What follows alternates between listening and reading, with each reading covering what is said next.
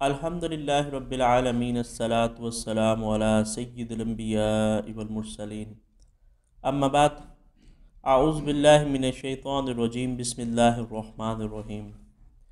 آج کی اس نشست کے اندر ہم قرآن پاک کے پہلے پارے کو سمجھنے کی کوشش کریں گے۔ اس مختصر سی نشست کے اندر قرآن پاک کے پہلے پارے کو کما حقہ سمجھنا تو ممکن نہیں، کیونکہ قرآن پاک اللہ رب العزت کی ایک ایسی کتاب ہے جس کو اگر سمجھنے کی کوشش کریں تو زندگیاں درکار ہیں، پھر بھی انسان یہ دعویٰ نہیں کر سکتا کہ اس نے قرآن پاک کے علوم کو کما حقہ سمجھ لیا ہے۔ تو اس لیے قرآن پاک کے پہلے پارے میں ممکن ہے کہیں کچھ مفصل بیان ہو، کہیں مختصر۔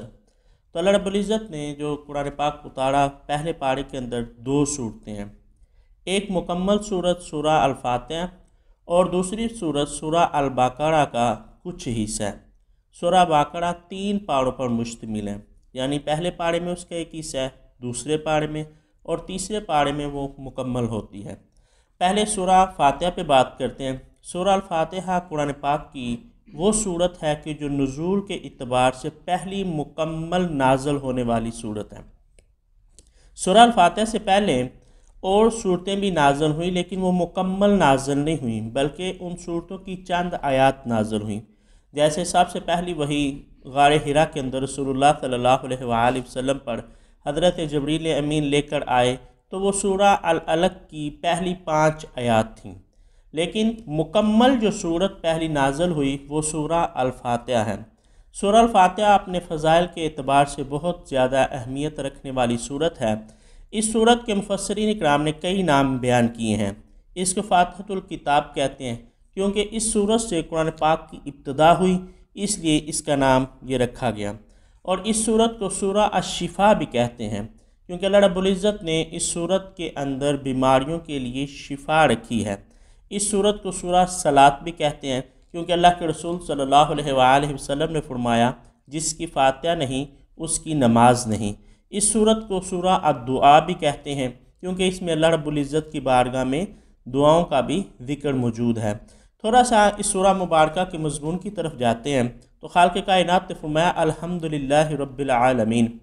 الحمد الف لام جو ہے یہ حمد کو خاص کرنے کے لیے آیا۔ تو اس کا مطلب یہ ہے کہ جتنی بھی تعریفیں ہیں وہ ڈائریکٹ یا انڈائریکٹ اللہ تبارک و تعالیٰ کی ذات کی ہی ہیں۔ ایک تو ڈائریکٹ ہے کہ انسان اللہ تبارک و تعالیٰ کا شکر کرتا ہے، اللہ کی عبادت کرتا ہے۔ انڈائریکٹ اس صورت میں کہ انسان کسی حسین چیز کی تعریف کرتا ہے، کسی کی آواز کی تعریف کرتا ہے، کسی کے حسن کی تعریف کرتا ہے، کسی کے فن کی تعریف کرتا ہے، تو وہ بھی انڈائریکٹ اللہ تبارک و تعالیٰ کی ہی تعریف ہے، کیونکہ اس شخص کو اس چیز کو حسن فن دینے والی ذات جو ہے وہ اللہ تبارک و تعالیٰ کی ہی ذات ہے۔ الحمدللہ رب العالمین، جو رب ہے عالمین، تمام جہانوں کا رب ہے۔ رب اس ذات کو کہتے ہیں جو جس وقت کے اندر جس چیز کی ضرورت ہے وہ عطا کرتا ہے۔ جیسے انسان بچپن میں ہے تو اس کو فیڈ کرنے کی ضرورت ہے، دودھ کی ضرورت ہے۔ جب وہ بڑا ہونا شروع ہو جاتا ہے تو اس کی ضروریات بڑھتی جاتی ہیں، اس کو معاش کی ضرورت ہے، پھر اس کے معاملات بڑھتے جاتے ہیں۔ تو جو ذات ہر لمحے پر خبر رکھتی ہو کہ اب انسان کو اب اس چیز کو کس چیز کی ضرورت ہے، اس ذات کو جو ہے وہ رب کہتے ہیں۔ اس معنی میں رب جو ہے وہ صرف اللہ تبارک و تعالیٰ کی ہی ذات ہے۔ الرحمن الرحیم، جو رحم کرنے والا ہے، بہت مہربان ہے۔ مالک یوم الدین، جو روز قیامت کا مالک ہے۔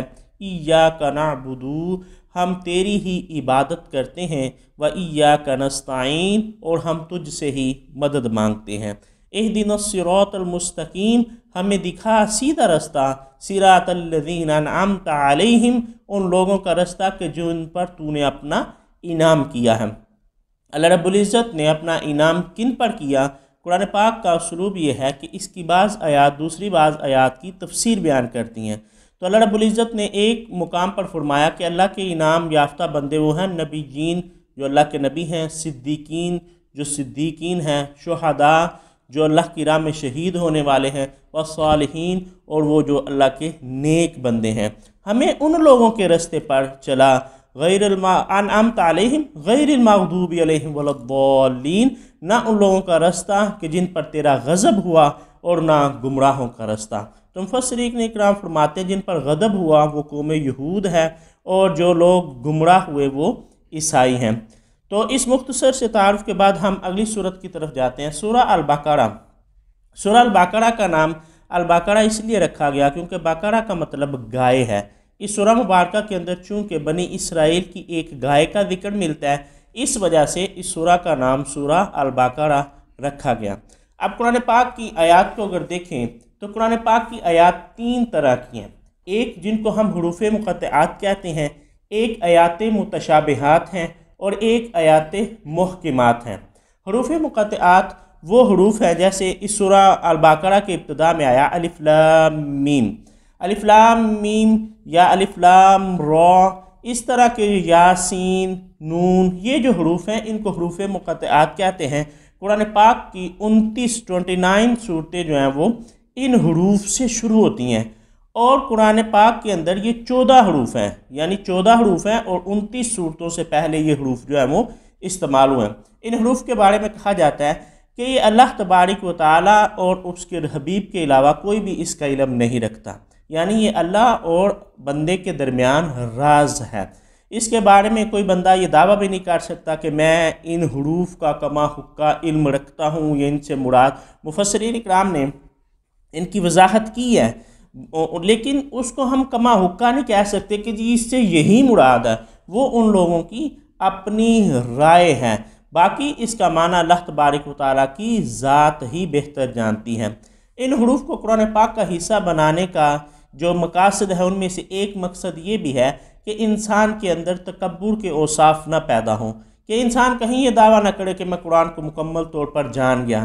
क्यों? अल्लाह रब्बुल इज़्ज़त ने सूरह अल-बक़रा की इब्तिदा में ही हरूफ मुक़त्तआत रखे। क्या इंसान तू कुरान को समझने की बात करता है, तू तो अभी कुरान के इब्तिदा को भी नहीं समझ सका। उसके बाद दूसरी आयत है आयत मुहकिमात। आयत मुहकिमात वो आयत है जिनका हुक्म क्लियर कट है, यानी किसी चीज़ के करने का हुक्म दिया गया या किसी चीज़ से मना किया गया, अमर बिल मारूफ व नही अनिल मुनकर की जिन आयत के अंदर बात हुई। और तीसरी किस्म आयत मुतशाबिहात। आयत मुतशाबिहात ऐसी आयत हैं कि जिनके एक से ज़्यादा माने जो है वो पाए जाते हैं। अल्लाह के रसूल सल्लल्लाहु अलैहि वसल्लम ने फरमाया आयत मुहकिमात को मजबूती से थाम लो और आयत मुतशाबिहात पर ईमान ले आओ। आज हमारे अंदर जो बहुत ज़्यादा इख्तलाफात पाए जाते हैं उसकी असल वजह भी यही है कि हमने आयत मुहकिमात को छोड़कर आयत मुतशाबिहात की बहसों के अंदर पड़ गए। जितने भी फ़िरके हैं, जितने भी मकातबे फ़िक्र हैं, उनकी बहसों को जब आप देखेंगे तो आप लोगों को उनके पीछे आयत मुतशाबिहात ही नज़र आएंगी, यानी वो आयत जिनके बारे में अल्लाह के रसूल सल्लल्लाहु अलैहि वसल्लम ने फरमाया कि इन पर ईमान ले आओ, इनकी बहसों में ना उलझो। हम लोगों ने उस फरमान के उलट काम किया, हम उनकी बहसों के अंदर जो है वो उलझ गए। उसके बाद अल्लाह रब्बुल इज़्ज़त ने फरमाया अलिफ लाम मीम ज़ालिकल किताबु ला रैब फ़ीहि हुदल लिल मुत्तकीन। यहाँ पर खालिक़ कायनात ने इब्तिदा में फरमाया कि ये वो किताब है कि जिसमें हदायत है मुत्तकीन के लिए। अब मुत्तकीन जो है उनकी आगे खूबियाँ बयान हुई। अल्लज़ीन युमिनून बिल गैब, मुत्तकीन वो लोग हैं जो गैब पर ईमान रखते हैं। अब कुरान पाक जो है वो अक़ली एतबार से जामिया जो है वो दीन है, यानी जो अक़ल सलीम के मुताबिक दीन है वो इस्लाम है। इस्लाम की तालीमात ऐसी हैं कि जो अक़ल जिनकी तायद करती है, अक़ल इनकी मुखालफत नहीं करती। जितने भी अदियान हैं उनमें कुछ न कुछ ऐसी ज़रूर बातें पाई जाती हैं जिनके बारे में अक़ल शक शुबहात का शिकार हो जाती है। जैसे रहबानियत किसी मज़हब में है, हिंदुओं के अंदर सत्ती की रस्म पाई जाती है। ये चीज़ें ऐसी हैं कि जिनकी अक़ल जो है वो तायद नहीं करती। लेकिन कुरान पाक ने कई मुकामात पर इंसान को तफक्कुर की दावत दी, समझने की दावत दी। कई मुकामात पर अल्लाह रब्बुल इज़्ज़त ने कायनात के अंदर गौर करने की दावत दी। इसके बावजूद कुरान के अंदर ऐसी चीज़ें भी मौजूद हैं जिनको बिन देखे मानना ज़रूरी है, और ये मुत्तकीन की निशानी है। सबसे पहली निशानी ही ये है अल्लज़ीन युमिनून बिल गैब। ये वो लोग ऐसे हैं कि जो गैब पर ईमान रखते हैं।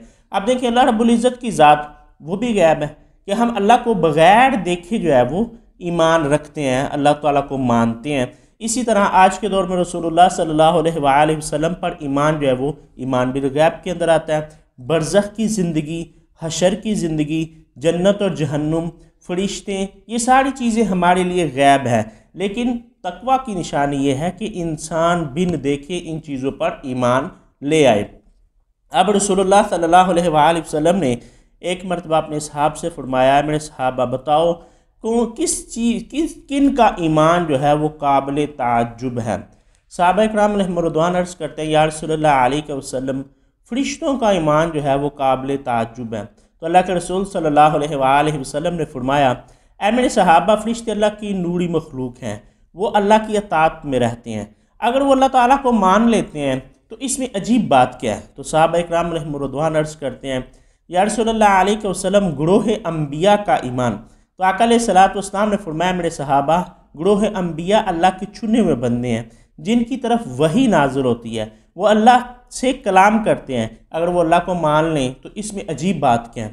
تو صحابہ اکرام علیہم رضوان عرض کرتے ہیں یا رسول اللہ علیہ وسلم پھر ہم لوگ، تو آقا علیہ السلام نے فرمایا تم نے مجھے دیکھا، تم نے تھوڑے جو انگلیوں سے چشمے جاری ہوتے ہوئے دیکھا ہے، تھوڑے کھانا زیادہ لوگوں کو کھاتے ہوئے دیکھا ہے، سورج کو پلٹتے ہوئے دیکھا ہے، چاند کو 2 ٹکڑے ہوتے ہوئے دیکھا ہے، اگر تم ایمان لے آؤ تو اس میں عجیب بات کیا ہے، اور اگر نہ لے کے آؤ تو یہ تو تمہاری بدبختی ہے۔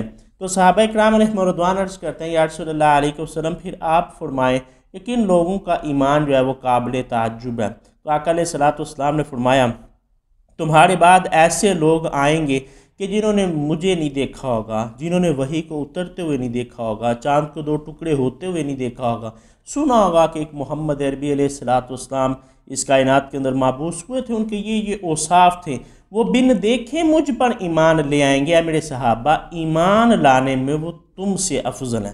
حالانکہ صحابہ اکرام علیہم رضوان آقا علیہ السلام کے امتی ایسے ہیں کہ جن کے بارے میں اللہ کے رسول صلی اللہ علیہ وآلہ وسلم نے فرمایا کہ اگر کوئی احد پہاڑ کے برابر بھی صدقہ کرے، وہ میرے صحابی کی جو وہ تھوڑی نیکی ہے اس کے برابر نہیں پہنچ سکتے۔ لیکن ایمان لانے میں آقا علیہ السلام نے فرمایا کہ تمہارے بعد والے ایمان لانے میں تم سے افضل ہے۔ اس کی وجہ کیا ہے؟ ایمان بالغیب، کہ انہوں نے بن دیکھے آقا علیہ السلام کو مانا، اور بن دیکھے آقا علیہ السلام کے لیے اپنی جانوں کا نذرانہ پیش کرنے کے لیے تیار رہتے ہیں۔ اب اس کو آگے بڑھاتے ہیں۔ تو پہلے 2 رکوع کے اندر اللہ تبارک و تعالیٰ نے 3 گروہوں کا ذکر کیا، ایک مومنین متقین، ان کے اوصاف بیان ہوئے، دوسرے نہ ماننے والے، تیسرے جو ہے وہ منافقین کا تذکرہ ہوا۔ اور ہم جب اس کو غور سے دیکھتے ہیں تو ہمیں قرآن پاک کے اندر کثرت کے ساتھ جن لوگوں کا ذکر ملتا ہے وہ منافقین ہے۔ اس کی وجہ یہ ہے کہ منافقین ایک ایسے گروہ کا نام ہے جو اندر سے کچھ تھے، باہر سے کچھ۔ تو اللہ تبارک و تعالیٰ نے ایمان والوں کو الرٹ کرنے کے لیے، خبردار کرنے کے لیے ان کے کئی مقامات پر اوصاف بیان کیے کہ وہ لوگ ایسا بھی کرتے ہیں، وہ لوگ ایسا بھی کرتے ہیں۔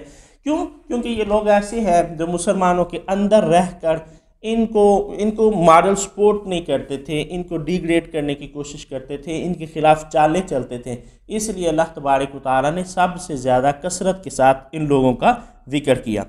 تیسرے رکوع کے اندر اللہ رب العزت نے 3-4 باتوں کا ذکر کیا۔ سب سے پہلے خالق کائنات نے اپنی عبادت کی طرف بلایا، فرمایا لوگو اس اللہ کی عبادت کرو۔ پھر خالق کائنات نے اپنی قدرت کا اظہار کیا، فرمایا وہ اللہ وہ ہے کہ جس نے تمہیں پیدا کیا۔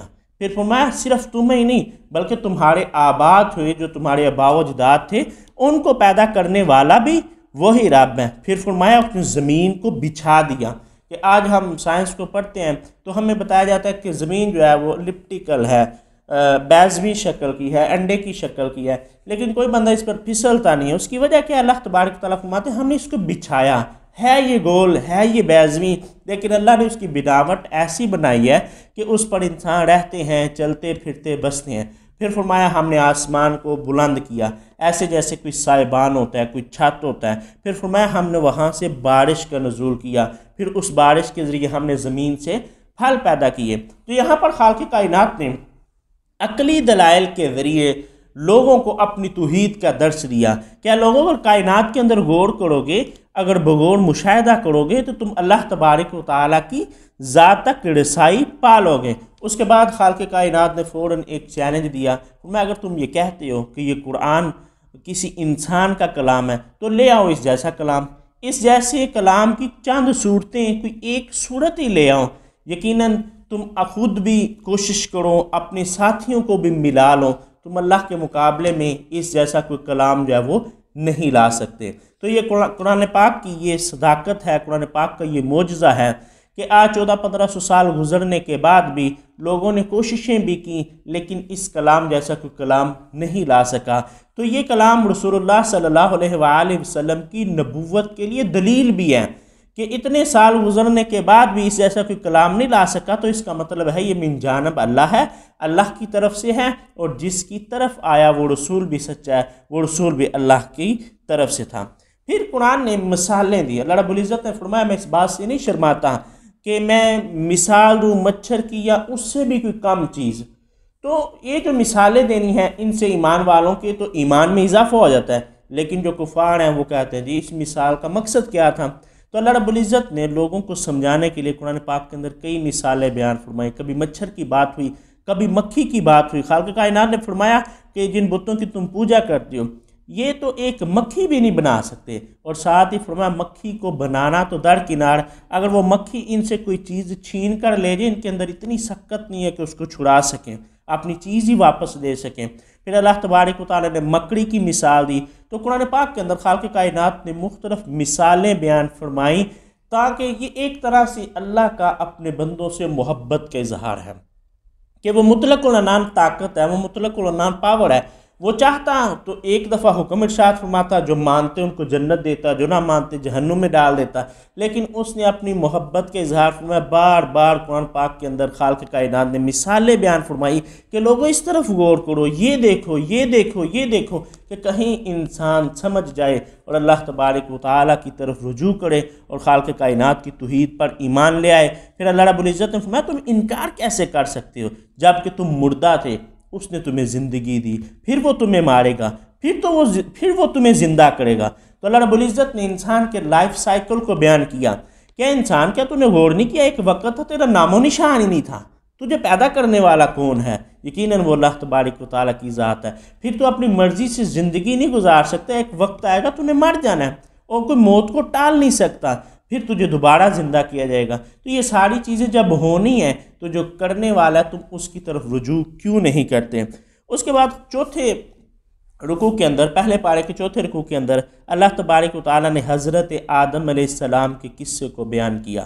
آدم علیہ السلام کے قصے کے اندر چند چیزیں جو ہیں وہ سمجھنے کے قابل ہیں۔ سب سے پہلے خالق کائنات نے فرشتوں سے مشورہ کیا، تو یہ چیز اس طرف اشارہ ہے کہ وہ مطلق العنان پاور ہونے کے باوجود فرشتوں سے مشورہ کر رہا ہے۔ ہاں یہ بات الگ ہے کہ بعض لوگوں کا اس میں اختلاف ہے، وہ کہتے ہیں اللہ تعالیٰ نے مشورہ نہیں کیا بلکہ اللہ تبارک و تعالیٰ نے ان کو اطلاع دی کہ میں یہ کرنے والا ہوں، لیکن انہوں نے کلاس میں جواب دیا، تو اس کا مطلب ہے یہ ایک طرح کا مشورہ جو ہے خالق کائنات نے فرمایا۔ اور اس کے بعد رسول اللہ صلی اللہ علیہ وآلہ وسلم کی زندگی سے بھی ہمیں مشورے کا درس ملتا ہے۔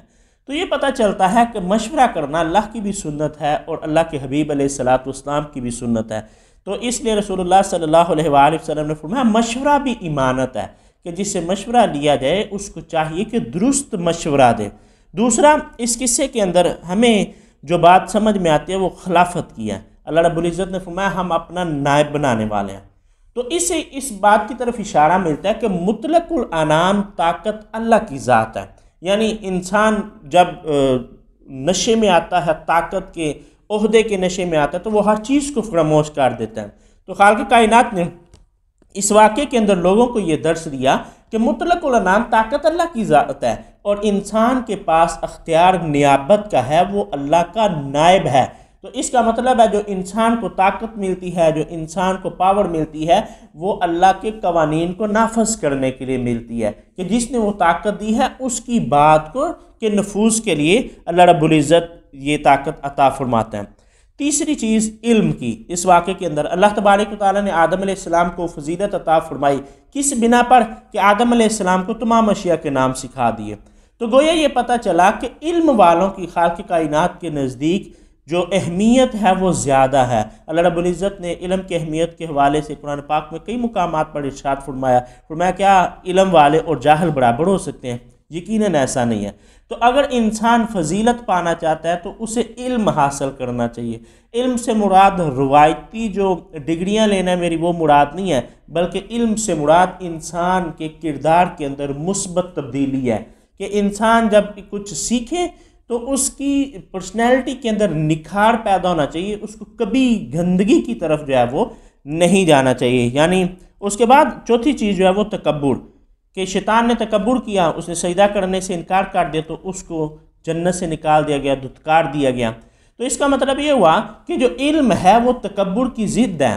انسان علم حاصل کرنے کے بعد یہ دعویٰ کر دے جی مجھ سے زیادہ پڑھا لکھی کوئی نہیں ہے، یا جو میں ہوں وہ کوئی بھی نہیں ہو سکتا، تو اللہ رب العزت کو یہ بات پسند نہیں ہے، کیونکہ اس کائنات کے اندر سب سے پہلے جس شخص کو دھتکارا گیا وہ ابلیس ہے، اور اس کی وجہ تکبر تھی کہ اس نے کہا میں آگ ہوں، میں افضل ہوں، میں مٹی جو ہے اس کو سجدہ نہیں کر سکتا۔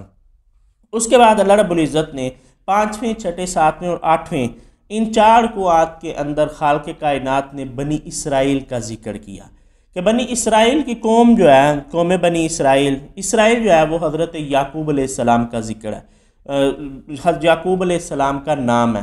تو بنی اسرائیل سے مراد ہے یعقوب علیہ السلام کے فالور یا یعقوب علیہ السلام کی جو اولاد ہے۔ تو اللہ رب العزت نے ان کی خوبیاں بیان فرمائی، اور قرآن نے جو واقعات بنائے ہیں بیان فرمائے یہ وہ لا یعنی نہیں ہیں، فضول میں نہیں بیان کیے، بلکہ اللہ رب العزت نے فرمایا جب ان قوموں کے اندر یہ عیب تھے تو خالق کائنات نے ان کو تباہ کیا، اگر تم بھی ان عیبوں کے اندر مبتلا ہوگے تو تم بھی اپنا انجام جو ہے وہ سوچ لینا۔ تو بنی اسرائیل کے بارے میں اللہ رب العزت نے فرمایا کہ وہ حق کو چھپاتے تھے اور حق اور باطل کو خلط ملط کرتے تھے، حق کو چھپاتے تھے۔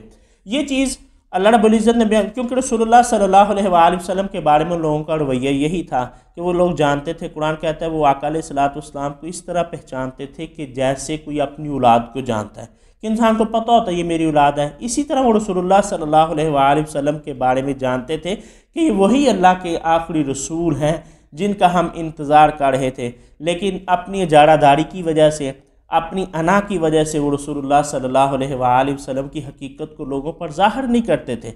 تو آج ہمیں بھی درس لینا چاہیے کہ کیا ہم بھی اس طرح کے مرض کے اندر مبتلا تو نہیں ہیں کہ میں اگر یہ مسئلہ بیان کروں گا تو میرے مکتبہ فکر کو نقصان ہوگا، اگر میں یہ مسئلہ بیان کروں گا تو یہ بات میرے خلاف جائے گی۔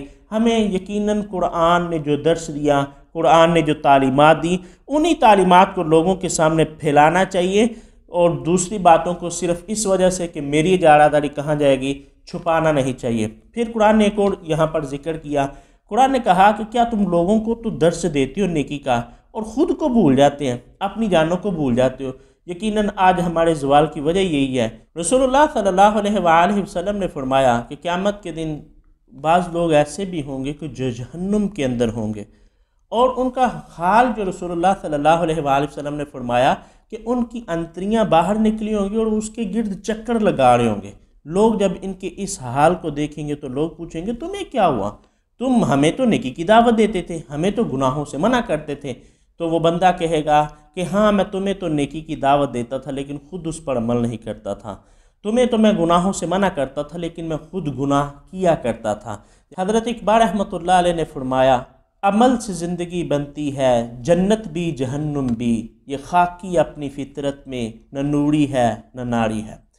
اس کے بعد اللہ تبارک و تعالیٰ نے ان رکوعات کے اندر بنی اسرائیل کو جو فضیلتیں، جو مقام دیا اس کا ذکر کیا، کہ اللہ تبارک و تعالیٰ نے فرمایا کہ تم تو وہ لوگ ہو کہ جن کو میں نے تمام عالم پر جو ہے وہ فضیلت عطا فرمائی۔ رسول اللہ صلی اللہ علیہ وآلہ وسلم کی آمد سے پہلے بنی اسرائیل ایسی قوم تھی کہ جس کو تمام جہانوں پر رب کائنات نے فضیلت عطا فرما رکھی تھی۔ یہ اللہ کی اتنی لاڈلی قوم تھی کہ انہوں نے خواہش کی خالق کائنات نے ان کو عطا کیا، لیکن بدلے میں ان لوگوں نے اللہ تبارک و تعالیٰ کا انکار کیا۔ اور پھر اللہ تبارک و تعالیٰ نے ان کے بارے میں ان پر جو احسانات کیے ان کو گنوایا، فرمایا تمہیں یاد نہیں ہے وہ وقت کہ وہ لوگ تمہارے بیٹوں کو تو قتل کر دیتے تھے، تمہاری بچیوں کو زندہ رکھتے تھے، اور یہ تمہارے لیے ذلت کا سما تھا۔ پھر فرمایا ہم نے تمہارے لیے دریا کو پھاڑ دیا، کہ جب یہ قوم جا رہی تھی حضرت موسیٰ علیہ السلام کے ساتھ، آگے دریا آ گیا تو اللہ تبارک و تعالیٰ نے موسیٰ علیہ السلام سے فرمایا عصا مارو، تو وہ دریا نے رستہ جو ہے وہ بنا دیا۔ پھر موسیٰ علیہ السلام کو کوہ طور پر بلایا اور ہم نے تورات عطا فرمائی۔ اس کے بعد تم نے کیا کیا؟ تم نے جب موسیٰ علیہ السلام 40 دن کے لیے کوہ طور پر گئے تو پیچھے سے بچڑے کی پوجا جو ہے وہ شروع کر دی۔ جب موسیٰ علیہ السلام آئے ہیں، موسیٰ علیہ السلام نے تمہارے بارے میں اللہ سے بات کی تو خالق کائنات نے تمہارے گناہ کو پھر معاف کر دیا۔ پھر موسیٰ علیہ السلام کو توڑات دی تاکہ تم اس پر عمل کرو، تم نے اس پر عمل نہیں کیا۔ پھر اللہ تبارک و تعالیٰ نے سزا کے طور پر تمہیں مقام میدان طیہ کے اندر قید کر دیا، تو وہاں پر تمہارے لیے من و سلوہ اترا، وہاں پر اللہ تبارک و تعالیٰ نے تمہارے لیے جو ہے وہ سایہ نازل کیا۔ پھر تم نے کہنا شروع کر دیا کہ باری تعالیٰ ہم تو یہ کھانا کھا کھا کے اکتا چکے ہیں۔ پھر اللہ تبارک و تعالیٰ نے فرمایا ٹھیک ہے، کسی شہر میں چلے جاؤ جن چیزوں کی تم ڈیمانڈ کرتے ہو کہ ہمارے لیے ساگ ہونا چاہیے، ہمارے لیے کھکھڑی ہونی چاہیے، تو وہاں پر وہ چیزیں جو ہیں وہ تمہیں مل جائیں گی۔ اور ساتھ اللہ تبارک و تعالیٰ نے فرمایا کہ جب تم شہر کے اندر داخل ہونا تو حتتن کا لفظ استعمال کرنا، لیکن تم نے وہاں بھی سرکشی کی، اس کی بجائے تم نے ہنتتن کا لفظ جو ہے وہ استعمال کرنا شروع کر دیا۔ خالق کائنات نے فرمایا بنی اسرائیل وہ قوم تھی کہ جو انبیاء علیہ السلام کو قتل کیا کرتے تھے بغیر وجہ کے۔ ان کا عیب کیا تھا؟ وہ انبیاء کو قتل کرتے تھے اور اللہ کی آیات کا جو ہے وہ انکار کیا کرتے تھے۔ اس کے بعد 8ویں رکوع کے اندر ہی خالق کائنات نے اصحاب سبت کا ذکر کیا کہ یہ وہ لوگ تھے جن کو اللہ رب العزت نے ہفتے کے دن کے بارے میں آزمایا۔ خالق کائنات نے فرمایا کہ ہفتے کے دن تم نے شکار نہیں کرنا، تو ان لوگوں نے کیا کرنا؟ چھوٹے چھوٹے حوض بنا لینے، مچھلیاں ان حوض میں آ جاتی اور یہ اتوار کو وہ پکڑ لیتے۔ تو یہ ایک طرح کا انہوں نے ہیلا بنا رکھا تھا کہ اور اللہ کی بارگاہ میں ان کا یہ دعویٰ تھا جی ہم تو ہفتے کے دن کو شکار نہیں کرتے، حالانکہ وہ جو حوض بنانا تھا وہ بھی ایک طرح کا ہیلا کر کے شکار کرنا ہی تھا۔ اور آج ہم اپنی زندگیوں کو دیکھتے ہیں تو ہم بھی بے شمار کام ہیلے پہ چھوڑے ہوئے ہیں۔ ہم بھی کہتے ہیں نہیں ابھی جوانی ہے، بڑھاپے کی طرف جاؤں گا تو نمازیں پڑھ لوں گا، ابھی جوان ہوں، تھوڑا عمر زیادہ ہوگی تو پھر داڑھی رکھ لوں گا۔ تو یہ وہ طریقہ کار ہے، یہ وہ کام ہے جو پہلی قوموں نے کیے، تو اللہ تبارک و تعالیٰ نے ان کو جو ہے وہ سزا دی۔ اس کے بعد 9ویں اور 10ویں رکوع کے اندر خالق کائنات نے جس بنا پر اس سورت کا نام سورہ بقرہ رکھا گیا اس کو بیان کیا کہ ایک شخص نے اپنے چچا کا قتل کر دیا اور خود ہی مدعی بن گیا، اس نے دعویٰ کیا۔ تو اللہ کے پیغمبر حضرت موسیٰ علیہ السلام کو اللہ رب العزت نے فرمایا کہ ان سے کہو کہ گائے ذبح کریں، اس کا ایک ٹکڑا جو ہے مقتول کو ماریں، مقتول اٹھ کر جو ہے وہ خود کھڑا ہو کے بتائے گا مجھے کس نے قتل کیا۔ تو یہ کہنے لگے کہ موسیٰ ہم سے مذاق کرتے ہو؟ تو موسیٰ علیہ السلام نے فرمایا نہیں، میں اللہ کی پناہ میں آتا ہوں اس بات سے کہ میں اس معاملے میں تم سے مذاق کروں۔ تو اب اس قوم کا چونکہ دل نہیں تھا، وہ ارادہ نہیں رکھتے تھے، تو انہوں نے مختلف سوالات کرنا شروع کر دیے کہ جی وہ گائے کیسی ہو، اس کا رنگ کیسا ہو، کتنی عمر کی ہو۔ جیسے جیسے وہ سوال کرتے گئے ویسے ویسے ان کے لیے مشکلات جو ہیں وہ بڑھتی گئی۔ بالآخر انہیں گائے ذبح کرنی پڑی، مقتول کو مارا گیا ٹکڑا، تو اس نے اٹھ کر بتایا کہ میرا بھتیجا ہی میرا قاتل ہے۔ اب یہاں پر امت محمدی علیہ الصلوۃ والسلام کے لیے درس کیا ہے کہ آقا علیہ الصلوۃ والسلام نے فرمایا کہ مجھ سے کثرت کے ساتھ سوال نہ کرو جیسے قوم موسیٰ نے کیے تھے۔ اگر تم کثرت سے سوال کرو گے تو تم مشکل کے اندر پڑ جاؤ گے۔ جیسے ایک مرتبہ آقا علیہ الصلوۃ والسلام نے فرمایا کہ جو صاحب استطاعت ہو اس پر حج فرض ہے۔ ایک صحابہ رسول کھڑے ہوئے کہنے لگے یا رسول اللہ علیہ وسلم، ہر سال اللہ کے رسول صلی اللہ علیہ وآلہ وسلم نے فرمایا کہ جس کے پاس جو صاحب استطاعت ہے اس پر حج فرض ہے۔ انہوں نے پھر کہا یا رسول اللہ علیہ وسلم، ہر سال جب تکرار ہوا تو اللہ کے رسول صلی اللہ علیہ وآلہ وسلم نے فرمایا اگر میں ہر سال کہہ دیتا تو تم پر ہر سال حج فرض ہو جاتا۔ تو اس کا مطلب یہ ہے کہ انبیاء علیہ السلام سے کثرت کے ساتھ جو سوال کرنا ہے وہ امت کے لیے مشکلات کو بڑھانے کے لیے۔ اور پھر 13ویں رکوع کے اندر اللہ تبارک 12ویں رکوع کے اندر حضرت سلیمان علیہ السلام کا ذکر ہوا۔ حضرت سلیمان علیہ السلام کے حوالے سے ایک بڑی غلط روایت ہے کہ 2 فرشتے اللہ نے زمین پر اتارے، ہاروت اور ماروت۔ ان فرشتوں نے کہا جی اللہ ہم نہیں گناہ کریں گے، اس طرح کا کوئی روایت جو ہے وہ لوگ پیش کرتے ہیں۔ تو قرآن ہمیں بتاتا ہے کہ یہ روایت جو ہے وہ درست نہیں ہے۔ ہاروت اور ماروت کو زمین پر اتارنے کا جو قرآن نے مقصد بیان کیا وہ یہ ہے تاکہ ان فرشتوں کے ذریعے لوگوں کو آزمایا جائے، کیونکہ حضرت سلیمان علیہ السلام کے دور کے اندر جو جادو تھا وہ بڑے عروج پر تھا۔ تو یہ 2 فرشتے زمین پر اترے، لوگوں کو کہتے تھے کہ ہم تمہیں جادو سکھائیں گے لیکن یہ جادو جو ہے تم ہم سے نہ سیکھو۔ تو لوگ ان سے جادو سیکھتے اور میاں بیوی کے اندر جھگڑے کرواتے اور طرح طرح کے جو ہے تماشے کرتے۔ تو یہ دو فرشتے لوگوں کی آزمائش کے لیے اترے تھے، یہ دو فرشتے ان کو سزا یعنی فرشتوں کو سزا دینے کے لیے نہیں اترے تھے، کیونکہ فرشتے اللہ تبارک و تعالیٰ کی جو مخلوق ہے وہ معصوم عن الخطا ہیں، غلطی کا احتمال ہی وہاں پر موجود نہیں ہے۔ پھر قرآن پاک میں 13ویں رکوع کے اندر اللہ رب العزت نے اس پارے میں آداب نبوت سکھائے۔ آداب النبوت کیسے سکھائے؟ ایمان والوں کو حکم ہوا، ایمان والوں کا طریقہ کار یہ تھا کہ اللہ کے رسول صلی اللہ علیہ وآلہ وسلم کوئی بات ارشاد فرماتے، اگر کسی کو سمجھ نہ آتی تو وہ کہتا رائنا، یا رسول اللہ علیہ وسلم ہمارے حال پر رحم کریں، تو آقا علیہ الصلوۃ والسلام وہ بات دوبارہ جو ہے وہ ارشاد فرماتے۔ اب یہود کے ہاں اس لفظ کا منفی معنی جو ہے وہ پایا جاتا تھا، اور یہود طنزاً یہ لفظ جو ہے وہ رسول اللہ صلی اللہ علیہ وآلہ وسلم کی بارگاہ میں استعمال کرتے تھے۔ اب اس کا مثبت معنی بھی تھا، منفی معنی بھی تھا۔ مسلمان مثبت معنی استعمال کرتے تھے، یہود منفی معنی استعمال کرتے تھے، لیکن اللہ تبارک و تعالیٰ کو اپنے حبیب کی بارگاہ کے آداب کا اتنا خیال تھا کہ رب کائنات نے منع فرما دیا، فرمایا رائنا کا لفظ جو ہے وہ میرے محبوب علیہ الصلوۃ والسلام کی بارگاہ میں استعمال نہ کرنا، بلکہ انظرنا کا لفظ استعمال کرنا۔ یا اللہ ہم پر اپنی یا رسول اللہ علیہ وسلم ہم پر اپنی نظر رحمت کیجئے، انظرنا کا لفظ جو ہے وہ سکھایا گیا۔ پھر ساتھ ہی رب کائنات نے فرمایا انظرنا کہنے کی بھی کیا ضرورت ہے، تم پہلے ہی جو ہے وہ بات کو توجہ سے سنا کرو۔ اس کے بعد اللہ رب العزت نے 14ویں رکوع کے اندر ارشاد فرمایا کہ جو دنیا کے اندر اختلافات پائے جاتے ہیں اللہ رب العزت قیامت کے دن ان کا فیصلہ فرمائے گا۔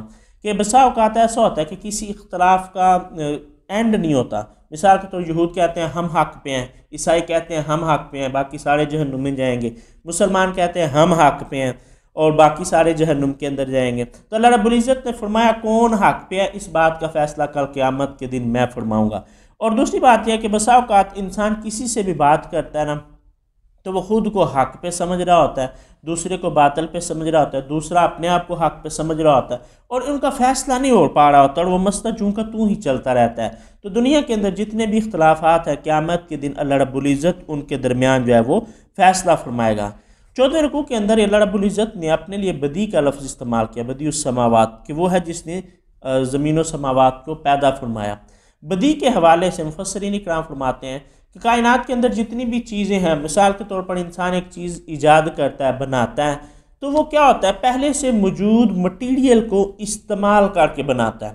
ایک کار بناتے ہیں تو اس کے لیے جو بھی چیزیں درکار ہیں وہ پہلے سے موجود ہوتی ہیں، ان کو کمبائل کر کے ان کو جمع کر کے ایک نئی چیز انسان بناتا ہے۔ لیکن اللہ رب العزت بدی ہے، بدی جو عدم سے وجود دے، یعنی جس کا پہلے نام و نشان ہی نہیں ہے، جس کا پہلے سے خام مال ہی موجود نہیں ہے، اللہ تبارک و تعالیٰ پھر اس کو پیدا فرمائے، تو وہ اللہ تبارک و تعالیٰ کی ہی شان ہے، خالق کائنات کے علاوہ اور کسی کے لیے یہ لفظ استعمال نہیں ہو سکتا۔ اور یہاں پر اللہ رب العزت نے اپنی صفت کن فیکون کو بیان فرمایا کہ وہ اپنے کلمہ کن سے چیزوں کو پیدا فرماتا ہے۔ اب یہاں پر انسانی ذہن کے اندر یہ سوال پیدا ہوتا ہے کہ جب وہ کن کہہ کر ہر چیز پیدا فرما سکتا ہے تو پھر اتنا ٹائم کیوں لگا زمین و سماوات کو بنانے کے لیے؟ 6 دن 7 دن جو بیان کیا جاتا ہے وہ کیوں بیان کیا جاتا ہے؟ اس کی وجہ یہ ہے کہ ایک ہے اللہ تعالیٰ کی قدرت اور دوسرا اللہ کی مشیت، اللہ کا ارادہ کیا ہے۔ اب اللہ چاہے تو لفظ کن کے ساتھ سارے لوگوں کو پیدا کر سکتا ہے، لیکن اللہ رب العزت نے ایک پروسیس رکھا کہ میاں بیوی ملتے ہیں، اس کے بعد وہ بچہ 9 ماہ ماں کے پیٹ کے اندر رہتا ہے، پھر اس کی پیدائش ہوتی ہے۔ تو اس میں بھی اللہ کی قدرت کی نشانی ہے، اس کی طاقت یہ ہے وہ کن کہہ کر بچے کو جوان پیدا کر سکتا ہے، لیکن اس کی مشیت کیا ہے کہ یہ پروسیس چلے، کائنات کا ایک نظام، کائنات ایک نظام کے تحت جو ہے وہ چلتی رہے۔ اور پھر اللہ رب العزت نے ابراہیم علیہ السلام کا ذکر کیا۔ ابراہیم علیہ السلام کا ذکر قرآن پاک کے اندر بیان کرنے کی کئی وجوہات ہیں، ان میں سے ایک وجہ یہ ہے کہ ابراہیم علیہ السلام جو ہیں وہ سارے قوموں کے باپ ہیں، یعنی ابراہیم جہاں اللہ رب العزت نے اس پارے کے اندر فرمایا کہ ابراہیم علیہ السلام کو آزمانے کے بعد ہم نے ابراہیم علیہ السلام کو امامت عطا فرمائی۔ یہاں بعض لوگوں کے ذہن میں یہ مغالطہ پیدا ہوتا ہے، وہ کہتے ہیں شاید امامت جو ہے وہ نبوت سے افضل عہدہ ہے، کیونکہ حضرت ابراہیم علیہ السلام نبی بھی تھے، رسول بھی تھے، اس کے بعد اللہ فرماتا ہے ہم نے امامت عطا فرمائی۔ تو اس کا یہ معنی نہیں ہے، بلکہ یہاں امام سے مراد یہ ہے کہ جتنی بھی ملتیں ہیں وہ ابراہیم علیہ السلام کی پیروی کرتے ہیں، کہ جتنے انبیاء علیہ السلام آئے وہ حضرت اسحاق علیہ السلام کی اولاد میں ہوئے، اور حضرت اسماعیل علیہ السلام کی اولاد میں رسول اللہ صلی اللہ علیہ وآلہ وسلم تشریف لائے، تو پتہ یہ چلتا ہے کہ جتنی بھی اس وقت دنیا کے اندر قومیں آباد ہیں وہ سارے ابراہیم علیہ السلام کو اپنا پیشوا مانتے ہیں، بلکہ جو عرب تھے وہ بھی کہتے تھے ہم دین حنیف پر ہیں، یعنی وہ بھی حضرت ابراہیم علیہ السلام کے ساتھ اپنا تعلق جو ہے وہ قائم کرتے تھے۔ تو یہاں جو امام کا معنی ہے وہ پیشوا کے معنی میں ہے کہ سارے لوگ حضرت ابراہیم علیہ السلام کو اپنا جد امجد سمجھتے ہیں اور سارے لوگ حضرت ابراہیم علیہ السلام کی اطاعت کو قبول کرتے تھے۔ تو ابراہیم علیہ السلام نے کہا باری تعالیٰ میری اولاد میں سے، تو اللہ رب العزت نے فرمایا میرا عہد جو ہے وہ ظالموں کے لیے نہیں ہے۔ تو اس سے ایک معنی یہ بھی نکلتا ہے کہ جو حکمرانی ہے وہ اللہ رب العزت نے جو اصول وضع کیا اس کے مطابق وہ ظالموں کے لیے نہیں بلکہ انصاف کرنے والوں کے لیے رب کائنات نے اس چیز کو رکھا ہے۔ ابراہیم علیہ السلام نے تعمیر کعبہ فرمایا تو وہاں پر کئی دعائیں کی، جن میں سے ایک دعا رسول اللہ صلی اللہ علیہ وآلہ وسلم کے لیے تھی کہ باری تعالیٰ میری امت میں میری ذریت کے اندر ایک ایسے نبی کو بھیج کہ لوگوں کو قرآن کی تعلیم دے، لوگوں کو حکمت سکھائیں۔ تو اسی لیے رسول اللہ صلی اللہ علیہ وآلہ وسلم نے فرمایا کہ میں دعائے خلیل ہوں، حضرت ابراہیم علیہ السلام کی دعا ہوں، حضرت عیسیٰ علیہ السلام کی بشارت ہوں اور اپنی ماں کا خواب ہوں۔ آخر میں اللہ تبارک و تعالیٰ نے فرمایا کہ جو قومیں گزر چکی ان کے اعمال ان کے ساتھ، جو تم کرو گے تمہارے اعمال تمہارے ساتھ۔ جو یہ آج کے درس کا نچوڑ ہے کہ جتنے لوگ جو کام کرتے ہیں ان کے اعمال ان کے ساتھ۔ انسان اپنی اصلاح سے معاشرے کے اندر تبدیلی کا عمل جو ہے وہ شروع کریں، دوسروں پر تنقید کرنے کی بجائے کہ وہ کیا کر رہا ہے، یہ کیا کر رہا ہے، پچھلی امتوں نے کیا کیا، پہلے لوگوں نے کیا کیا، سارے احوال رب کائنات نے بیان فرمائے تاکہ لوگ اس سے درس حاصل کریں۔ چاہے جائے کہ ان پر تنقید کریں یا اس طرح کے معاملات، اس کی بجائے اپنی اصلاح پر جو ہے وہ فوکس کرنا چاہیے۔ تو اللہ رب العزت نے اس پارے کے آخر میں یہی تعلیم ارشاد فرمائی کہ جو امتیں گزر چکی ان کے اعمال ان کے ساتھ، جو تم کماؤ گے، جو نیکیاں تم کرو گے اس کا تم اجر پاؤ گے۔ اللہ رب العزت کی بارگاہ میں دعا کرتا ہوں خالق کائنات سمجھنے کی توفیق عطا فرمائے۔ وما علینا الا البلاغ المبین۔